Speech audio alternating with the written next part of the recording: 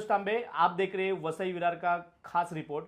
इस बातचीत करने के लिए हमारे साथ राष्ट्रवादी शरदचंद्र पवार गुट के प्रवक्ता कमर बैग जी है। बैग जी नमस्ते। नमस्कार। पहला मुद्दा ये है, जो लोग कहते हैं कि वसई विरार का विकास हुआ है, आप बोल रहे कि वसई विरार का विकास नहीं हुआ है। कैसे आप बोल पाओगे कि वसई विरार का विकास नहीं है? 130 किलोमीटर का जो सर्कल है, इसको महानगर पालिका अंडर कवर में प्रोटेक्ट करती है। 3 विधायक है, काम चालू है, खासदार का यहाँ पे ध्यान है, बड़े बड़े रास्ते हैं, बड़े बड़े ब्रिज है, बोला जा रहा है कि मेट्रो भी आ रहा है, यहाँ से डबल पटरी बन रही है। ये विकास का भाग नहीं है? देखिए, विकास की बात करेंगे तो हम आपको पहले शुरुआत से बता दें कि 2009 में महानगर पालिका की स्थापना हुई है। महानगर पालिका स्थापना होने के बाद आज भी 15 वर्ष होने आ रहा है। 15 वर्षों में आज भी जो वसई विरार के जो नागरिक है वो आम मूलभूत सुविधा मतलब जो बेसिक नीड्स होती है, बेसिक जरूरत जो होती है, बुनियादी जरूरत है, उसके लिए लोगों को संघर्ष करना पड़ रहा है। वो आप ये चीज देखिए कि आज भी यहाँ पे आधी आबादी महानगर पालिका के लिए पानी के लिए तरस रही है। उन्हें महानगर पालिका का बिल्डिंगों को, उन इमारतों को, घरों को महानगर पालिका का पानी नहीं है। एक दूसरा, ये सड़कों की हालत बहुत ही बुरी दशा है। सड़कों को आज आप मीरा बंदर में अन्य जगह पे जाके देखेंगे तो वहां पर कंक्रीट रोड बनाया गया है, यहाँ पर कंक्रीट रोड बनाया नहीं गया है। यहाँ पर आज भी डांबर से पैचअप किया जाता है, डांबर रोड बनाई जाती है। डांबर का रोड और ये एक तरह का जो है ठेकेदारों को फायदा पहुंचाना धंधा बन गया। ये एक चीज, ये दूसरी कि हम जो बेसिक इंफ्रास्ट्रक्चर की बात कर रहे हैं, जो रिजर्वेशन है, आज यहाँ पर आप देखिए कि जो बच्चे हैं वो बच्चे रोड पर खेल रहे हैं, प्लेग्राउंड नहीं है, गार्डन कम पड़ रहे हैं। तो आज जो सिडको जब था, सिडको के बाद महानगर पालिका, सिडको ने जो प्लानिंग बताई थी, नगर की जो रचना बताई थी कि ये जो रहिवासी क्षेत्र होता है यहाँ पर बेसिक सुविधाएं ये सब चीज होनी चाहिए, उन जगहों पर आज देखिए जो रिजर्वेशन जगह थी उस पर कब्जा हो चुका है। ठीक है, आज एसटीपी खाली है, महानगर वसई विरार में खाली एक काम कर रहा है, बाकी एसटीपी नहीं है। तो कहीं ना कहीं ये जो जिस पर काम होना चाहिए था, जो अपना क्या बोलते जो रिजर्वेशन थे उस पर काम नहीं हुआ है। नहीं, मैं आपको रुकाना चाहूंगा इस बीच में। मुंबई से जो लोग हैं वसई विरार में आके घरे ले रही है, जो जिसकी आबादी 32 लाख के करीब पहुंच चुकी है, कोई ऑफिशियल रिकॉर्ड नहीं है। तीसरी मुंबई बोला जा रहा है, वसई विरार को तीसरी मुंबई बोला जा रहा है। उस मुंबई में बड़े बड़े डेवलपिंग के जो बिल्डर्स है, बड़े बड़े नामचीन, वो यहाँ पे डेवलप कर रहे हैं। आप सुविधा की बात करेंगे तो गली बोले में जाओगे तो बड़ा विकास ही दिखाई दे रहा है। जो इधर के स्थानिक आमदार है वो विकास भी करे।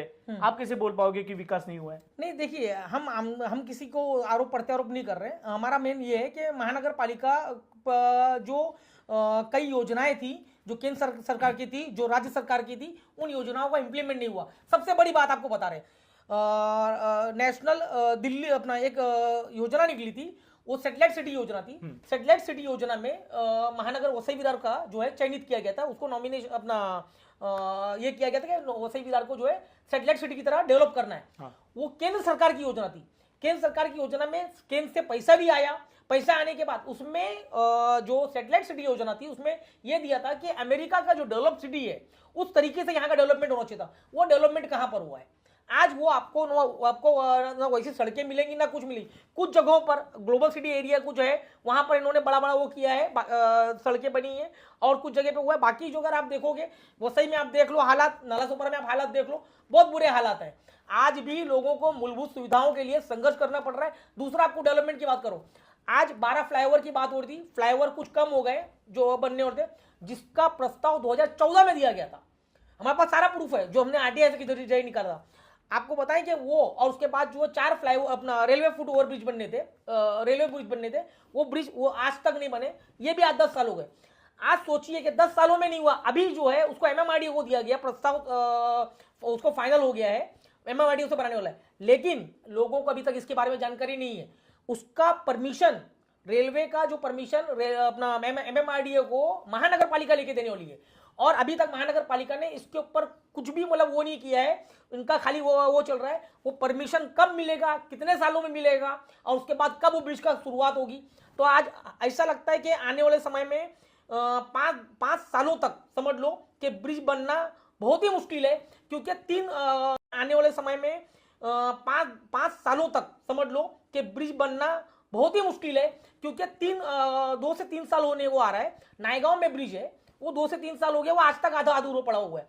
तो विकास काम, यहाँ पे खाली विकास की बात की जाती है, वो नहीं होता है। 10 सालों में आपको बताएं, यहाँ पे 2 नाट्यगृह बन रहा है, 2 नाट्यगृह, एक का रिपेयरिंग था और एक नया नाट्यगृह था। एक नाला सुपारा छेड़ा मार्ग में है, एक अचोले में, मजेटिया में। वो 10 सालों में नाट्यगृह आज तक नहीं बन पाया। तो आप अंदाज लगा दीजिए कि 10 सालों में जब ये एक नाट्यगृह नहीं बन पा रहा है तो फ्लाईओवर और अपना इसकी तो बहुत दूर की बात है ये। मैं आपको रुकाना चाहूंगा यहाँ पे।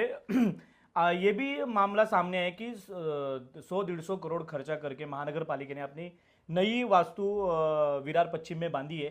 हालांकि पहली वो विरार ईस्ट में थी महानगर पालिका, जो अभी यहाँ पे है। लेकिन कुछ साल पहले इस महानगर पालिका का रिजर्वेशन जगह पे उद्घाटन हुआ था, भूमि पूजन होता, प्रथम महापौर जो महिला थी उनके हाथ से हुआ था। अभी उस जगह पे इस महानगर पालिका नहीं बैठी है, दूसरे जगह पे जाके बैठी है। क्या मामला ही है पूरा? इसमें आपको पूरा बड़ा हम 2 बड़ा खुलासा करते हैं कि 2017 में प्रथम महिला महापौर प्रवीणा ठाकुर ने से उन्होंने भूमि पूजन कराया गया था। सर्वे नंबर 376 बोलिंज, ये अभी जो फिलहाल में जो मुख्यालय बना है, जो मुख्यालय नहीं है वो डेपो है, डेपो के उसके सामने ही है, वहां पर है। तो वहां पर उन्होंने भूमि पूजन करवाया था। उसके बाद उस दिन जो भूमि पूजन, 2 भूमि पूजन हुआ था। एक बोलिंग में स्पोर्ट्स कॉम्प्लेक्स का किया गया था और दूसरा अपना मुख्यालय का किया गया था। मुख्यालय का 2018 की डायरी में बाकायदा फोटो दिखाया गया था और बताया गया था कि इस तरीके का मुख्यालय बनने वाला है। भूमि पूजन होने के बाद उस पर कोई काम नहीं हुआ। उसके बाद हम लगातार उसके पीछे लगे हुए थे। हमने आरटीआई किया, डिटेल निकाला, अधिकारियों से हम पत्र व्यवहार कर रहे थे। तो ये मालूम पड़ा जब हमको वो जानकारी मिली कि उसका स्पोर्ट्स कॉम्प्लेक्स का काम चल रहा है, जिसका 50-40% के लगभग ज्यादा काम हो गया है। 7 सालों में वो भी आज तक नहीं बन पाया। 7 सालों से ऊपर क्यों हो रहा है। प्लस महापालिका का जो मुख्यालय, जहां प्रथम महिला महापौर से उन्होंने भूमि पूजन कराया था, वो जगह वहां पर आज तक काम नहीं हुआ। वहां पर कोई सूचना फलक नहीं लगाया गया, नई बाउंड्री की गई है। अभी हमें एक सूत्रों से बहुत जानकारी मिली, अधिकारी सूत्रों से जानकारी दी कि वो जो जगह जहां पर प्रथम महिला महापौर से भूमि पूजन कराया गया था, वो जगह मुख्यालय के लिए आरक्षित है ही नहीं। कहने का मतलब है अधिकारियों ने प्रथम महिला महापौर प्रवीणा ठाकुर को दिशाभूल किया। आप अंदाज लगा सकते हैं। देखिए क्या होता है कि जो प्रशासनिक काम होता है वो अधिकारी और यही जानते हैं, टेक्निकल काम की जानकारी जो इंजीनियर है वही सब जानेंगे। हुआ ये कि उनको बताया गया। अभी जानकारी ये मिल रही है कि जो रिजर्वेशन जो जगह है उसमें कई रिजर्वेशन है, तो उसमें कुछ जगह पे बाउंड्री की गई है। तो वो महाराष्ट्र शासन का आईटी डिपार्टमेंट है जिन्होंने बाउंड्री की है। उसके बाद जहां पर प्रथम महिला महापौर ने वो अपना भूमि पूजन किया था, जो फलक लगा था, वो फलक वहां से गायब है ना। वहां पर आज तक बाउंड्री की गई है, न ही कोई अपना सूचना फलक लगाया गया। तो जब इसके बारे में हमने जानकारी ली, तुमको मालूम पड़ा कि वो जो जगह है ही नहीं, वो मुख्यालय की जगह ही नहीं है। लेकिन तो प्रथम कहने का मतलब है प्रथम महापौर जो है, जो विधायक के पत्नी है, तो उनको ही महानगर पालिका ने कैसे चकमा दिया? अधिकारियों ने उनको अपना क्या बोलते हैं, उनको दिशाभूल किया है। आप अंदाज लगा सकते हो सकता है कि ऐसे कई जगह हैं जहां पर भूमि पूजन कराया जाता है। तो महानगर पालिका के क्षेत्र में 300-350 के ऊपर जो रिजर्वेशन जगह थे, जो महानगर पालिका के थे, फिलहाल उस जगह पे सब अवैध बांधकाम हो चुका है, उसके हमें नहीं बात करना है। लेकिन जिस जगह बची हुई है उस जगह पे भी अभी अतिक्रमण बढ़ते जा रहा है, लगातार बढ़ रहा है। इसके ऊपर हमने एक अलग से मांगनी की है कि जो महानगर पालिका जो जगह वैकेंट है उस पर महानगर पालिका जो ताबे में है उसको बाउंड्री की जाए, वहां पे सूचना फलक लगाया जाए। हो क्या रहा था कि सूचना ना फलक लगाया जाता ना बाउंड्री की जाती है, ताबे में नहीं लिया था। इसके लिए क्या हो रहा था, वहां पे अतिक्रमण बढ़ रहा था। अतिक्रमण हटाने में ही प्रशासन की हालत खराब हो रही थी। तो यहाँ पर यही चीज है कि इसमें लापरवाही। आज 41 बिल्डिंगों का मामला चल रहा है, वहां पे लोग रोड पर आने को एकदम वो हो गए। मामला कोर्ट का मामला है, कोर्ट से ऑर्डर आ चुका है। कहने मतलब आज 41 बिल्डिंग या 1 बिल्डिंग या 50 जो भी बिल्डिंग है जो अनधिकृत अगर है, जो रिजर्वेशन होती और वो अनधिकृत है, तो कहने वाला वो एक दिन में तो बनाई नहीं गई, बराबर है। ठीक है। तो इसमें कहीं ना कहीं वो प्रभाग का जो सहायक आयुक्त है उसकी जिम्मेदारी थी, ठीक है। उस समय जो नगर सेवक थे उनकी भी जिम्मेदारी थी, किसी ने अपनी जिम्मेदारी निभाई नहीं। यहां पर उन लोगों पे कार्रवाई क्यों नहीं हुई, उन अधिकारियों पे कार्रवाई क्यों नहीं हुई? सबसे बड़ा सवाल यहां ये बनता है कि आज वो गरीब लोग जो अगर आज वो रोड पर आ रहे हैं तो उसका जिम्मेदार कौन है? जो जिम्मेदार है उन पर कार्रवाई क्यों नहीं हो रही है? उनकी संपत्ति क्यों नहीं जब्त होती है? तो कार्रवाई क्यों नहीं की जाती है? तो यहां पर ये है कि खाली ये नोटिस बजा के ये खाली अपना पल्ला झाड़ लेते हैं। जब तक आप कड़क कार्रवाई नहीं करोगे तो कोई मैसेज नहीं जाएगा लोगों में। करुण भाई, और एक बड़ा मुद्दा है वसई विरार। ये तो पूरे महाराष्ट्र को जानी जाती है कि वसई विरार महानगर पालिका भर बारिश में डूबती है। बरसों का ये मुद्दा है, अभी तक इसके ऊपर कुछ प्लानिंग नहीं हुआ है। इस साल भी वसई विरार महानगर पालिका में डूब गई, लोगों पे परेशानी बढ़ गई, लोगों को घर छोड़ना पड़ता है कभी कभी। ऐसी हालत में जब महानगर पालिका इस लोगों को राहत नहीं दे सकती तो ये महानगर पालिका किस काम की? महानगर पालिका देखिए बताएं कि जब 17-18 की बात है, जब बरसात हुई, भारी बरसात हुई और उसमें काफी भारी जल भराव हुआ था। उस समय लोगों के घरों, कई निचले इलाकों में लोगों के 1 फ्लोर तक लगभग पानी चला गया था। बहुत बुरे हालात थे। उसके बाद क्या हुआ कि अपना अधिकारियों ने, मनपा आयुक्त ने, आमदार और सभापति, सब नगर सेवक, इन लोगों ने महानगर पालिका के सभी प्रभाग में एक जन सुनवाई किया था। तो उस जन सुनवाई में हमने भी भाग लिया था, हमने एक पत्र भी दिया था, यहाँ की कंडीशन बताई थी। आपको यहाँ के हालात बताएं कि आज भी वसई विरार महानगर पालिका नैसर्गिक नालों के ऊपर निर्भर है। यहाँ से जो पानी जा रहा है वो पानी नैसर्गिक नाले के थ्रू जा रहा है, लेकिन वही नैसर्गिक नाला जब आगे कहीं जाके जाम होता है, उसकी सफाई बराबर नहीं होती है, तो पानी नहीं, अपना पानी शहर मतलब भरा हुआ रह जाता है। एक चीज ये, उसके ऊपर जो जनसुनवाई हुई उसमें ये हुआ था कि आईआईटी मुंबई और नीरी जो केंद्र दिल्ली की है, उनको अपॉइंट किया गया था। उनके साथ में ये जनसुनवाई की गई थी, लोगों से सुझाव मांगे गए थे, शिकायतें मांगी गई थी। उसमें पूछा गया था कि भाई आपकी क्या तकलीफ है, कहां पर क्या क्या चीज हो रहा है, पानी कहां पर ये भर रहा है। तो ये चीज हुआ। उसके बाद आईआईटी मुंबई और नीरी ने, उन्होंने उसके बाद जो एक प्रायोरिटी रिपोर्ट दिया, एक फाइनल रिपोर्ट दिया।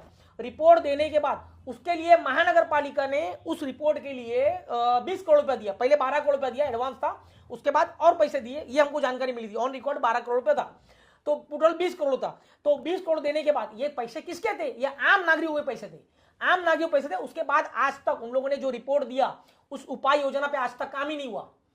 आज उस पर 8 कलवड़ बनाने थे, 3 वसई, नालासोपारा, विरार, 3 जगह पे होल्डिंग पॉइंट बनाना था जहां पर फ्लड के पानी को रोका जा सके। आज तक उस पर काम नहीं हुआ। तो ये कहीं ना कहीं अधिकारियों की, इनकी वो है। आप इन्होंने पैसा दे दिया आईआईटी और नीरी मुंबई को, और उसको देने के बाद अब क्या बोलते हैं कि हमको उस उपाय योजना पे काम करने के लिए 350 करोड़ रुपए चाहिए। तो यहाँ पे सबसे अलग से चाहिए हमको काम करने के लिए। सवाल यहाँ पे ये था कि आपके पास पैसा था नहीं, तो आपने लोगों के पैसे की बर्बादी क्यों की?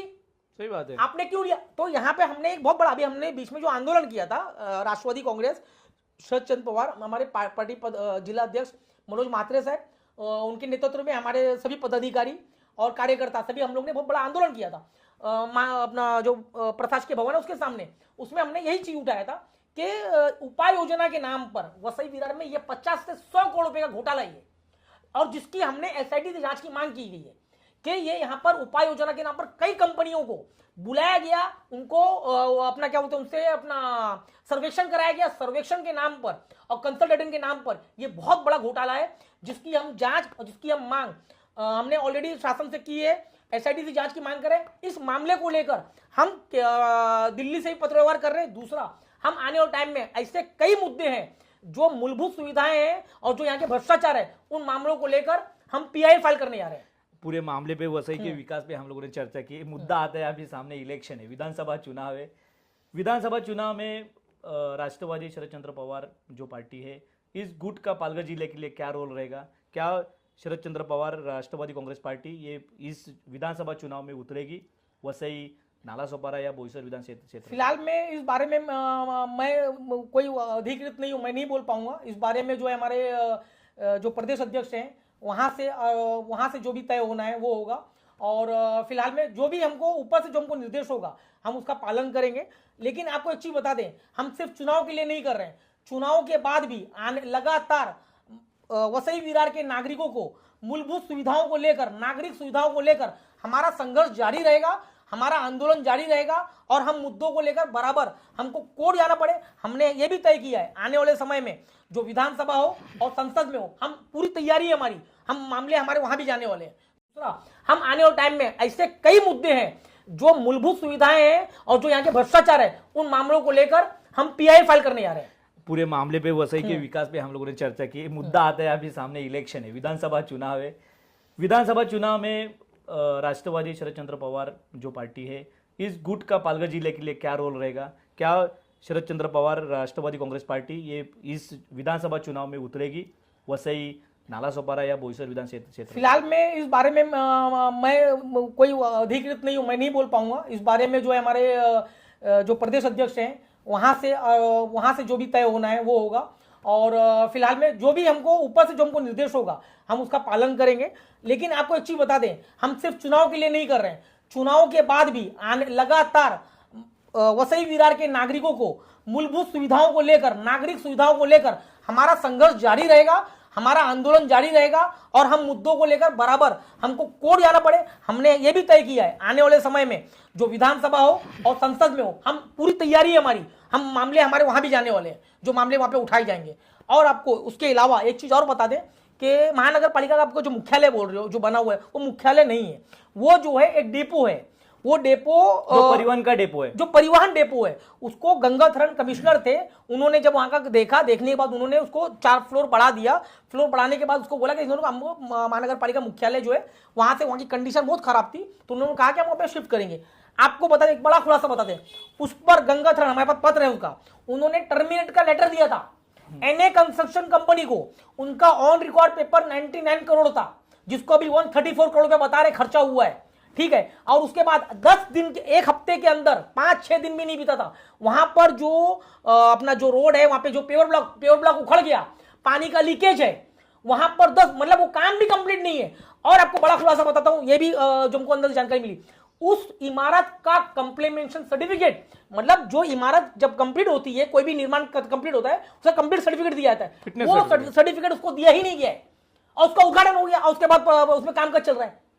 ये बड़ी जानकारी है ये सबसे बड़ी जानकारी। हमारे साथ पूरी बातचीत करने के लिए सामाजिक कार्यकर्ता राष्ट्रवादी शरदचंद्र पवार गुट के प्रवक्ता पालघर जिले के कमर बेग जी थे। इन्होंने वसई विरार जो स्ट्रक्चर बनाया है वो कैसे तरीके से बनना चाहिए था और कैसे तरीके से पालिका ने उसको टैकल करना चाहिए था, इस पूरी जानकारी के हम दोनों चर्चा में कमर जी जुड़े हुए थे। पूरी जानकारी के लिए और भी कई के साथ हम जुड़ने वाले हैं। धन्यवाद।